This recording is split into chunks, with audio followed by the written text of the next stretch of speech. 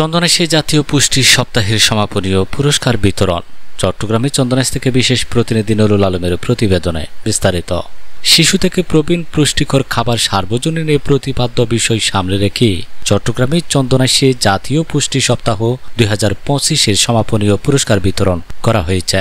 মঙ্গলবার 3 জুন সকালে উপজেলা স্বাস্থ্য কমপ্লেক্সের হলরুমে সমাপনী অনুষ্ঠানে সভাপতিত্ব করেন উপজেলা স্বাস্থ্য ও পরিবার পরিকল্পনা কর্মকর্তা ডাক্তার রোশনি চাকমা। সমাপনী ও পুরস্কার বিতরণ অনুষ্ঠানে প্রধান অতিথি হিসেবে উপস্থিত ছিলেন চন্দনাইশ উপজেলার নির্বাহী অফিসার মোহাম্মদ রাজীব হোসেন।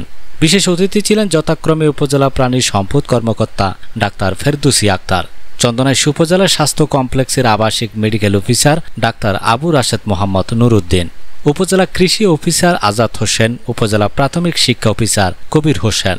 জাতীয় পুষ্টি সপ্তাহ উপলক্ষে 28 মে থেকে শুরু হয়ে 3 জুন পর্যন্ত 7 দিন ব্যাপী এই পুষ্টি মেলায় বিভিন্ন সচেতনতামূলক কর্মসূচি বাস্তবায়িত হয়। এর অংশ হিসেবে বিভিন্ন শিক্ষা প্রতিষ্ঠানে শিক্ষার্থীদের অংশগ্রহণ, রচনা, কুইজ ও চিত্রাঙ্কন প্রতিযোগিতা অনুষ্ঠিত হয়। সমাপনী দিনে প্রতিযোগিতায় বিজয়ীদের মধ্যে পুরস্কার বিতরণ করা হয়। এ সময় বক্তারা বলেন, সুস্থ জাতি গঠনে পুষ্টিকর খাদ্যাভ্যাসের গুরুত্ব অপরিসীম। শুধু শিশু নয়, সব বয়সী মানুষের মধ্যে পুষ্টি সচেতনতা গড়ে তুলতে হবে।